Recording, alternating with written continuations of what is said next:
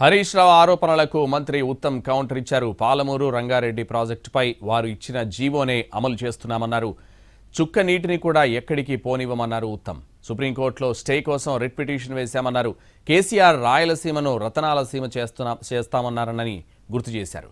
ఆ వీడియోను విడుదల చేస్తామన్నారు మంత్రి. పోలవరం బనకచెర్ల మొదలుపెట్టింది బీఆర్ఎస్ హయాంలోనే అంటున్న మంత్రి ఉత్తమ్తో మా ప్రతినిధి చారి ఫేస్ టు ఫేస్. ఇరిగేషన్ శాఖ మంత్రి ఉత్తమ్ కుమార్ రెడ్డి మనతో ఉన్నారు. ఆయనతో మాట్లాడదాం. గడిచిన 2-3 రోజులుగా ఉత్తమ్ కుమార్ రెడ్డి చూసినటువంటి శాఖనే ప్రధానంగా హైలైట్ గా కనపడుతుంది. ఉత్తమ్ కుమార్ రెడ్డి గారు, మీరు ఎప్పుడు అనుకోలేదనుకుంటా, ఎప్పుడు రోజు గడిచిన వారం రోజుల నుంచి వివాదాల్లోనే ఉంటున్నారు మీ శాఖ. మీరు అసలు ప్రిపేర్ అయ్యిరండి అని మీరు, ప్రిపేర్ అయ్యిరండి అని హరీష్ రావు. ఇంతకీ ఎవరు ప్రిపేర్ కావాలి సార్? సరే, మీ టీవీ ఛానల్ ద్వారా తెలంగాణ ప్రజలకందరికీ కూడా, తెలంగాణలో ఉన్న ప్రతి ఒక్క పౌరుని కూడా నూతన సంవత్సర శుభాకాంక్షలు తెలియజేస్తూ, మరి 2026 సంవత్సరంలో ప్రజలందరూ కూడా సుఖంగా సంతోషంగా ఉండాలని చెప్పి కోరుకుంటున్నాను. నేను నిన్న హరీష్ రావు గారి ప్రెస్ మీట్ చూసి నిర్ఘాంతపోతున్నా. హరీష్ బ్రదర్, చాలాసార్లు ఎమ్మెల్యే గెలిచినావు, మరి నువ్వు కూడా ఇరిగేషన్ మంత్రిగా ఉన్నావు. మరి మీరు ప్రెస్ మీట్లో ఇరిగేషన్ మీద మాట్లాడేటప్పుడు ప్రిపేర్ అయ్యి రావాలమ్మా. ప్రిపేర్ కాకుండా వచ్చి ఏదో డాక్యుమెంట్ చూసి ఏదో ఆరోపణ చేసి ఏదో డిఫేమ్ చేయడం ఇది సరైన విషయం కాదని హితవు పలుకుతున్నా. మీరు నిన్న మాట్లాడిన విషయాల్లో మీరు ఏం డాక్యుమెంట్ చూపెట్టినరు? ముందు ఈ డాక్యుమెంట్ చూపెట్టినరు. ఇది ఎప్పుడు డాక్యుమెంటు? జూలై 25. ఇందులో ఇది ఏం document? CWC, central Water commission లో 12 డైరెక్టరేట్లు ఉంటాయి. ఒక డైరెక్టరేట్ ఇంకో డైరెక్టరేట్ రాసిన ఇంటర్నల్ కమ్యూనికేషన్. దీనికి ఏమీ సార్థకత లేదు, no sanctity for it. CWC as a whole, Central Water Commission which is the apex body for water in this country, వాళ్ళు మాకేం రాశారంటే ఇది 4th December 2025. ఓకే, ఏం రాశారు? As on date no in principle consent has been given to pre feasibility report also. Pre feasibility report కి consent ఇచ్చిన తర్వాత DPR submit చేయాలి. డిపిఆర్ అప్రూవల్ తర్వాత ప్రాజెక్ట్ అప్రూవల్. ఇందులో చాలా స్పష్టంగా CWC has very clearly stated, మనకి మేము కన్సెంట్ ఇవ్వలేదు. దేనికి? ప్రీ ఫీజిబిలిటీ రిపోర్ట్కి ఇవ్వలేదు. దాని తర్వాత స్పష్టంగా ఈ రెండో పేజీలో మీరు డిపిఆర్ తయారు చేయడానికి కూడా మేము అనుమతి ఇవ్వలేదు అని స్పష్టంగా తెలియజేశారు. ఇది 4th December. This is signed by mister Neeraj Kumar Sharma, central Water commission. Okay, central Water commission, department of water resources.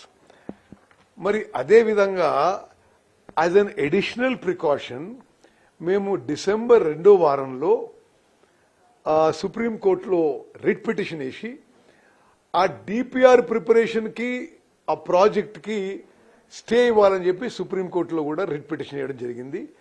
మేము ఆ రిట్ పిటిషన్ ఇచ్చిన తర్వాత సుప్రీంకోర్టు క్రిస్మస్ న్యూ ఇయర్ సెలవులు వచ్చినాయి. First working day is 5th January.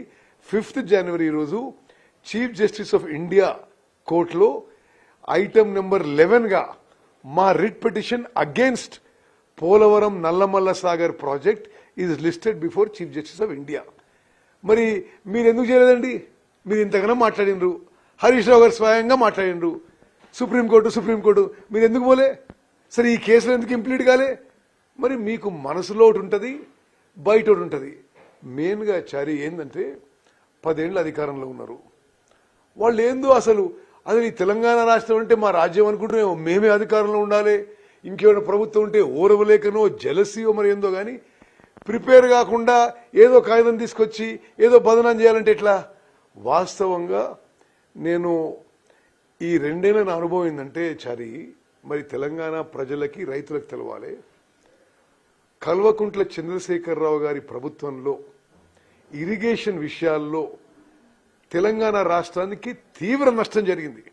ఇప్పుడు అనేక సందర్భాల్లో మరి ఆనాటి వైఎస్ఆర్ కాంగ్రెస్ లీడర్ ఎమ్మెల్యే రోజా గారి ఇంటికి పోయినప్పుడు స్వయాన కేసీఆర్ గారు గోదావరి నదీ జలాలు మరి రాయలసీమ తీసుకుపోయి రత్నాల సీమ అని అన్న విషయం కూడా ఆన్ రికార్డ్ ఉంది.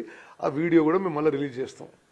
చాలాసార్లు గోదావరి నదిలో వరద జలాలు ఆంధ్ర వాడుకుంటే తప్పైందని మరి బీఆర్ఎస్ ముఖ్యమంత్రి మంత్రులు అనేక సందర్భాల్లో చెప్పిండ్రు. అది ఆ రికార్డు కూడా మీకు రిలీజ్ చేస్తా. అసలు ఈ పోలవరం బంకచెర్ల ప్రాజెక్టు రాయలసీమకి నీళ్లు తీసుకుపోవాలనే అంది ఆ జియో ఆ వర్కులు అన్ని వాళ్ళు ప్రభుత్వంలో ఉన్నప్పుడు మొదలైనవి. మేమొచ్చి దానికి అబ్జెక్షన్ చెప్పడం మొదలుపెట్టినాం. ఇది ఉల్టా చోర్ కొత్వాల్కో డాంటే అన్నట్టుంది మీది. మీరు చేసిన పొరపాట్లు అదేదో అసలు వాళ్ళ హావభావాలు వాళ్ళ బాడీ లాంగ్వేజ్ చూస్తే మాకెంత తెలుసు వీళ్ళకి ఎవరికి ఏం తెలుసు అనే టైప్లో ఉంటుంది అది. సరే, అసలు మీకు అవగాహన లేదు. అసలు ఈ ప్రభుత్వానికి నీటిని ఎట్లా వినియోగించుకోవాలో తెలియదు. ఆంధ్రప్రదేశ్ కి సంబంధించినటువంటి అధికారులతో కమిటీలు వేసుకున్నటువంటి వాళ్ళు ఆంధ్రప్రదేశ్ కి బెనిఫిట్ చేస్తారు తప్పితే తెలంగాణకి ఏం బెనిఫిట్ చేస్తారు అనేది మరొక ఆరోపణ. నువ్వెవరో మాట్లాడడానికి ఏ అధికారులు వేస్తావని? బరాబర్ తెలంగాణ ప్రభుత్వం ఏ అధికారులు ఈ విషయంలో సమర్థవంతంగా రిప్రజెంట్ చేయగలుగుతాం మేము వేస్తాము. అది నువ్వు దాని మీద మీను మీ ముఖ్యమంత్రి కేసీఆర్ జగన్మోహన్ రెడ్డి గారితో పలు సందర్భాల్లో హలాయి బలాయి చేసి తెలంగాణలో కృష్ణా గోదావరి నదా జలాల్లో అన్యాయం చేసినప్పుడు మీరు అసలు అంటే అన్యాయం చేసి మీరు ఇప్పుడు ఎవరో అధికారులు ఆఫీసర్స్ ఆర్ అవర్ రిప్రజెంటేటివ్స్, ఇది మా బాధ్యత, తెలంగాణ హక్కులు కాపాడేది మేము ఎవరు పెడతాం అనేది ఇది మేము డిసైడ్ చేస్తాము. మీరు ఎవరో అధికారులు పట్టుకొని పేర్లు పెట్టి అడగోలుగా మాట్లాడడం ఇది తగదు హరీష్. ఇది మీకు కనీసం మినిమం ఇది ఆ కన్వెన్షన్స్ ప్రొసీజర్స్ తెలవాలి. దే ఆర్ ఓన్లీ రిప్రజెంటింగ్ అస్. నేను చాలా కేటగారికల్ చెప్తున్నా. ఐతనాథ్ దాస్ గారి పేరు మీరు పదే పదే తీసుకొని ఇది తప్పుడు విధానం మీరు అవలంబిస్తున్నారు. హీఈస్ రిప్రజెంటింగ్ అస్. ఏమైనా పొరపాట్లు జరిగితే వీఆర్ రెస్పాన్సిబుల్. మేము చాలా కేటగిరీకి చెప్తున్నా. కృష్ణా నదీ జలాల విషయంలో గోదావరి నదీ జలాల విషయంలో అంతా తమరికే తెలిసినట్టుగా పదే పదే మాట్లాడొద్దు. మీ హయాంలో జరిగిన అన్యాయం అసలు ఏందండి? మీరు గోదావరి నదీ జలాలు ఇది సముద్రంలోకి ఎందుకు పోతున్నాయి? మీ 10 ఏళ్ల పాటు మీ మొత్తం బడ్జెట్ ఎస్టిమేట్స్ 17,72,000 కోట్లు. మీరు ఇరిగేషన్ ఖర్చు పెట్టింది 1,84,000 కోట్లు. అసలు గోదావరి నదీ జలాలు మీరు సరిగ్గా ట్యాప్ చేసుంటే మనకి కేటాయించిన 968 టీఎంసీ సరిగ్గా యూటిలైజ్ చేసుంటే ప్రాజెక్టులన్నీ లైన్లో తీసుకొచ్చుంటే మరి అంత నీళ్లు సముద్రంలో పోదు కదా. సార్, ఇంకో విషయం, ఇప్పుడు బనకచెర్ల ఇష్యూతే కాకుండా 45 టీఎంసీలకు పాలమూరు రంగారెడ్డి విషయంలో కూడా డిపిఆర్ వెనక్కి పంపించేదాకా ఈ ప్రభుత్వానికి ఇరిగేషన్ శాఖ మంత్రికి సోయి లేకుండా ఉన్నాడు, వీళ్ళందరూ తోలు తీస్తా అని చెప్పేసి కేసీఆర్ కూడా అన్నారు. కేసీఆర్ కూడా అలాగే చెప్పాడు. మీరెందుకు 45 టీఎంసీలకే కన్ఫైన్ కావాల్సి వచ్చింది? ఇది మరి తెలంగాణ ప్రజలు ఎవరు తోలు తీస్తారో వాళ్ళు నిర్ణయిస్తారు. మరి 2023 అసెంబ్లీ ఎలక్షన్స్ లో ఎవరు తోలు తీసినరో, మరి 2024 పార్లమెంట్ ఎలక్షన్స్ ఎవరు తోలు తీసినరో, మరి ఇవన్నీ వేసి ఆ టైప్ ఆఫ్ భాష నాకు అంత ఈజీగా రాదు. బట్ ఏది నోటికి వస్తే అది మాట్లాడడం కరెక్ట్ కాదు. అసలు ఆ 45 టీఎంసీ అనే లెటరు చారి ఇంగ్లీష్లో ఉంది, నువ్వు చదువు. మేము గతంలో వాళ్ళు ఇచ్చిన జియో ప్రకారమే వాళ్ళు ముందేం చేసిండ్రు, సుప్రీంకోర్టులో పోయి 7 టీఎంసీలు డ్రింకింగ్ వాటర్ సరిపోతాయని చెప్పి వాళ్ళు అక్కడ రిటర్న్గా ఒక అండర్టేకింగ్ ఇచ్చిండ్రు.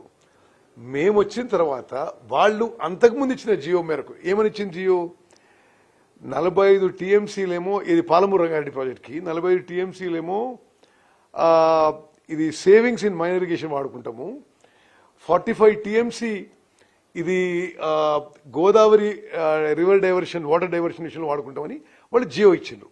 ఆ జియో కూడా నేను కాపీ ఇస్తా. ఆ జియోకి అనుగుణంగానే మేము వచ్చిన తర్వాత కూడా ఫాలోఅప్ చేసినాం.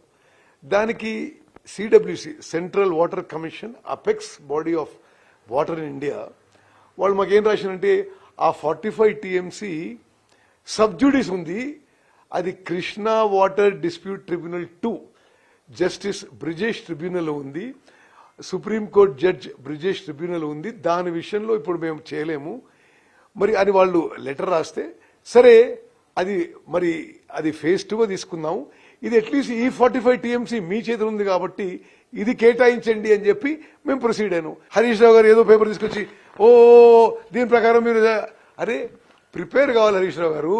ఏదో పేపర్ దొరికితే ఉరికొచ్చి ఏదో మాట్లాడితే ఇది సరైన విషయం. సరే, ఈ సందర్భం వచ్చినప్పుడు వాళ్ళు నీళ్ళని మీరు నీళ్ళని ఎజెండాగా మారుస్తున్నారు, పబ్లిక్ ఇష్యూస్ ని డైవర్ట్ చేస్తున్నారు అనేటువంటి చర్చ కూడా నడుస్తుంది సార్. గత అసెంబ్లీ సమావేశాల్లో కూడా కృష్ణా వాటర్ ప్రాజెక్టులు అన్నిటి మీద కూడా మీరు ప్రజెంటేషన్ ఇచ్చారు, చెప్పారు, అయిపోయింది. మళ్ళీ ఇప్పుడు కూడా మళ్ళీ అదే ఎజెండాని తీసుకురావడానికి ఏంటి అసలు? వాళ్ళకి ఏముందంటే 10 ఏళ్ళు గవర్నమెంట్లో ఉండి అసలు ఈ తెలంగాణ మా రాజ్యం, ఇదంతా అన్ని విషయాలు మాకే తెలుసు, మేమే వెళ్తాం అని వాళ్ళు అనుకున్నారు.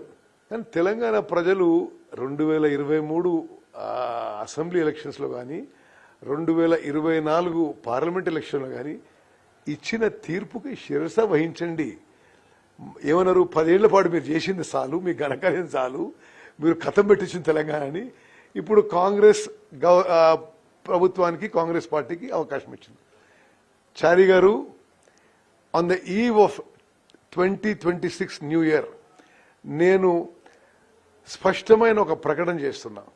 ఈ 5 ఏళ్ల పాటు మా కాంగ్రెస్ ప్రభుత్వం ఇరిగేషన్ సెక్టార్లో కానీ, ఇరిగేషన్ ప్రాజెక్ట్స్ విషయంలో కానీ, ఇరిగేషన్లో కృష్ణా గోదావరి నదీ జలాలు తెలంగాణ హక్కులు కాపాడటంలో కానీ చరిత్ర సృష్టించబోతున్నాము. నా భూతో నా భవిష్యత్ అనే విధంగా ఇరిగేషన్ విషయాల్లో తెలంగాణకి న్యాయం చేసే విధంగా అన్ని ఫోరంలో పోరాడతాం. ఒక్క చుక్క నీళ్లు తెలంగాణకు వచ్చేది మేము ఎక్కడికి పోనివని చెప్పి కూడా మాటిస్తున్నాం. Thank you sir, thank you very much. మొత్తానికి నీటి యుద్ధాలు అయితే కొనసాగుతున్నాయి రెండు రాజకీయ పార్టీల మధ్య. రేపు అసెంబ్లీలో కూడా ఇదే అంశం ప్రధానంగా ఫోకస్ చేయబోతున్నారు. ఎక్కడ కూడా తెలంగాణకు జరగాల్సిన నష్టాన్ని ఎప్పుడు బేరీ చేసేది లేదు, అలాగే తెలంగాణకి వచ్చేటువంటి ప్రతి నీటి చుక్కను కూడా వినియోగించుకుంటామని చెప్పేసి మంత్రి ఉత్తమ్ కుమార్ రెడ్డి చెప్తున్నారు. కెమెరామెన్ ఎస్తో చారి, ఎన్టీవీ, హైదరాబాద్.